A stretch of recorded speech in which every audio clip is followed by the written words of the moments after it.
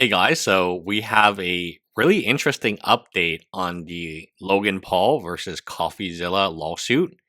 It's been a update yesterday, but it has 31 attachments, 30 plus attachments, and that is amazing. This has been a lawsuit of numbers. This lawsuit, especially the discovery portion of the lawsuit, has taken far longer than anyone thought was possible. Remember, this lawsuit was filed June 27th, 2024. We are now in the year of 2025 as of this video, Wednesday, September 10th. Discovery is just starting. Discovery has been in the muck for a very long time. Here is the update. Motion for leave to designate responsible third parties by Coffee Breaks Production LLC. Stephen Feinstein. Yes, there are 31 exhibits at this point in time. Double E, double D.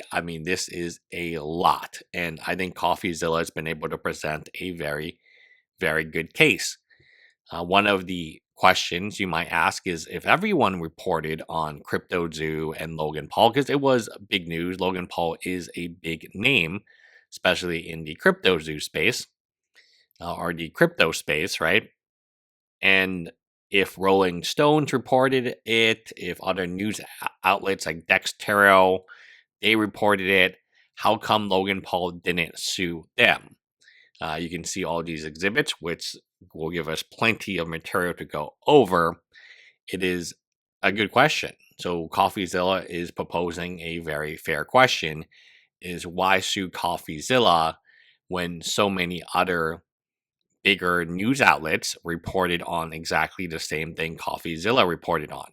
So we have a very atypical document. There are only 26 letters of the alphabet. It has 31 attachments. That is a lot. And this is atypical, and it's typical in this case to see a bunch of attachments. But it is atypical in most cases to have this many attachments on a motion, mainly because motions should be simple. In law school, they teach you simplicity is the best way to do it because judges like that. Judges don't want to go through 31 attachments over and over again. So we are going to take a look at CoffeeZilla's motion. I think it's very well done. I think Coffee has he brings up good points that often we forget about because we're so in the muck. So this is from CoffeeZilla. Sometimes we don't get to cover Coffee's side enough, but this is Coffee's side, and fans of Coffee will enjoy this next piece because it really lambasts Logan Paul. Defendants motion for leave to designate responsible third parties. And are there other parties that Logan Paul should hold more responsible? Stephen Feinstein is an online journalist who investigates scams, fraudsters, and fake gurus that prey on desperate people with deceptive advertising. CoffeeZilla publishes his work on his YouTube channel, CoffeeZilla. CoffeeZilla has received accolades from traditional media outlets such as The New Yorker, Washington Post, and CNN for being.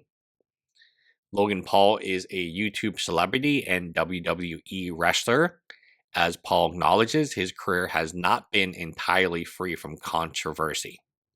Among other things, in 2017, Paul became the most hated person in the world after he published a video on YouTube of the body of a blank victim he found in a Japanese forest. Vanity Fair, why Logan Paul should really worry us. It's not so much the popular controversial YouTuber himself, but what he represents. So there's the article. It's pretty interesting article. Definitely give it a view. Here's BBC. YouTube drops ads from Logan Paul channels. Again, if the question is, hey, are there perhaps more third parties? Maybe like Vanity Fair, The New Yorker. Logan Paul, outrage over YouTuber's Japan dead man video. Logan Paul condemned for tasering dead rats in a new YouTube video. So these are pretty pretty bad actions, right? These are definitely things that were reported on the ad apocalypse, right? YouTube penalizes Logan Paul for dead rat taser video. The Guardian. YouTube pulls ads from vlogger Logan Paul after he uses tasers on dead rats. NPR. YouTube star Logan Paul sparks controversy for saying he wants to go gay for a month. The Time.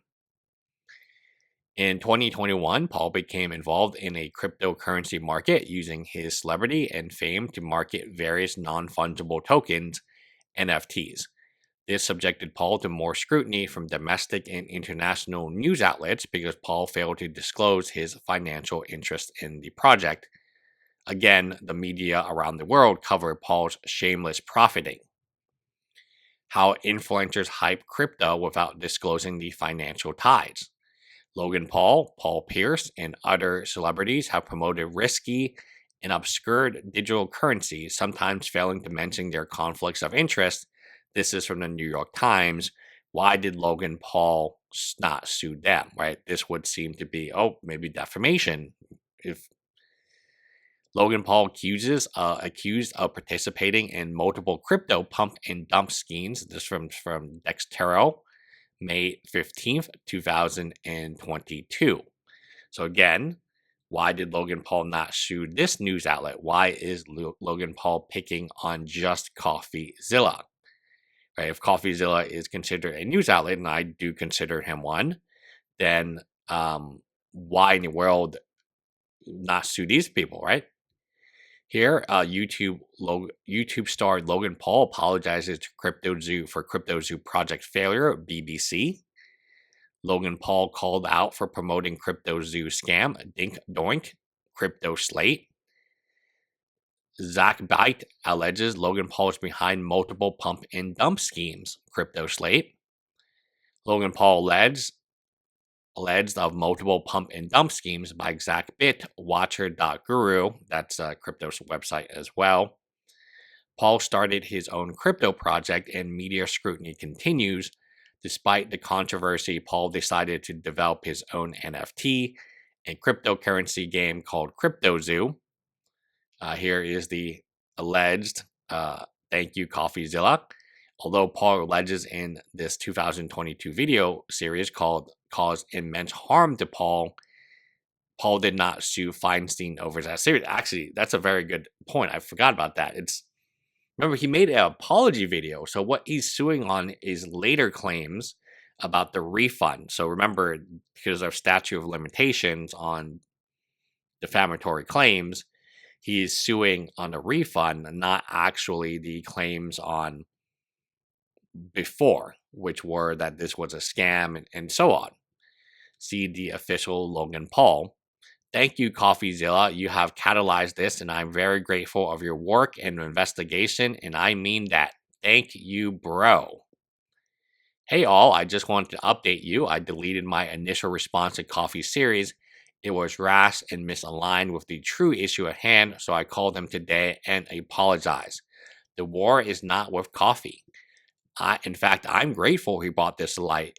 I will be taking accountability, apologizing, and coming forward with a plan in the near future. Here is the BBC. YouTube star Logan Paul apologizes for CryptoZoo project failure. So, I mean, this is pretty odd. Not only did Logan Paul not go after other news outlets, he specifically didn't actually go after CoffeeZilla for the, quote, damage. So you would think that, okay, this is a lot of damage that he's taking. Why not sue CoffeeZilla at that point in time? That seems kind of weird. Business Insider, as backlash intensifies, Logan Paul apologizes for disaster-ridden crypto venture. Here's how we got here and what is next. Logan Paul first came out swinging against a much-viewed docuseries chronicle his crypto project. He's since made a stunning about face. And yeah, that's what it is. It is a about face. Here's another one. YouTuber Logan Paul's CryptoZoo NFT project is a total mess. TechCrunch. Logan Paul SBF'd. SBF is Sam Bankman-Fried from FTX. Up. Vulture. I mean, Yeah, I mean, all of these people could be sued, right? Like, if CoffeeZilla could be sued for reporting this, then wouldn't these, like Rolling Stone, wouldn't they be sued too? Like, why just pick on CoffeeZilla? Logan Paul's biggest controversies, a timeline. The YouTube star has been synonymous with a cycle of boneheaded stunts and public apologies. Like, none of these news outlets have anything positive to say about him. So, it's wild, right? Because maybe his reputation isn't that good. The Economic Times, Logan Paul faces backlash as crypto zoo victims allegedly offered 10% of compensation. That's not good. Earlier this year, Paul announced a partial compensation scheme for disappointment. So now we're getting to the refund part where Logan Paul was suing CoffeeZilla over this particular thing. I think these documents are really fascinating. Logan Paul offered partial refund for failed crypto zoo game. This was by the BBC in the UK. Logan Paul ignored partners. So we actually have 31 documents that CoffeeZilla's legal team has put together, probably really with the help of CoffeeZilla. I can't imagine that they could find all of this on their own. Fraud and crypto game investors say there's Bloomberg right there. Bloomberg is in the news with Gamer Nexus, right? They copyright striked him. So there you go. You got Bloomberg here as well. A brief history of Logan Paul's controversy in legal disputes, Business Insider. Paul's role in Crypto Zoo. Logan Paul ignored partners, fraud, and crypto game investor says.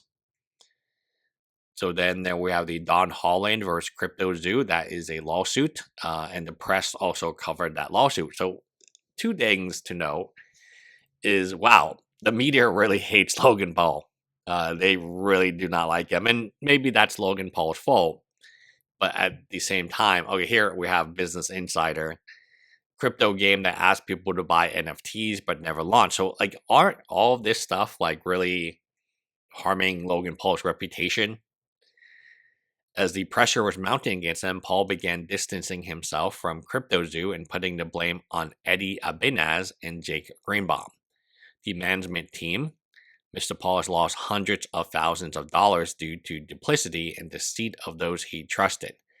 Mr. Paul brings those cross claims to hold defendants Jake Greenbaum and Eddie Abinaz responsible for the harm he has caused by their misconduct, which includes significant reputational harm. Yes, okay, so in addition to these news outlets and not suing them, are suing CoffeeZilla specifically when he made his first crypto videos about him, or Crypto Zoo videos about Logan Paul. Like, if Logan Paul is going to blame Jake Greenbaum and Eddie Abinaz, how come they're not being sued?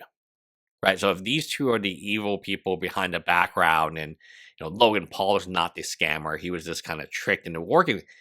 You would think that he would sue these guys, right? Like, what? Where is everybody? Like, where is everybody? How come it's just CoffeeZilla being sued? I think this is a really interesting document because it shows you that there are many, many media outlets, and they have said much nastier things about Logan Paul than CoffeeZilla has, in my opinion. Some of them quite nasty, right? And again, you even have CoffeeZilla saying nastier things than he's currently being sued for. And the reason Logan Paul can't sue on those things, the original Crypto Zoo videos, is the statute of limitations has passed, and legitimately, he's even apologized to CoffeeZilla and said, "Oh, these are great videos." And now he's suing on the back half of the videos. It's weird. So, what is a responsible third party?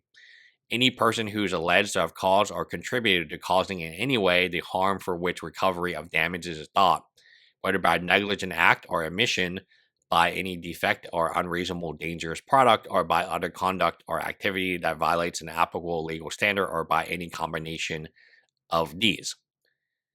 As explained above, the extent Paul suffered any damages, which is denied, media organizations, there is a whole lot, as well as Abenas and Greenbaum, are responsible third parties as defined by Texas.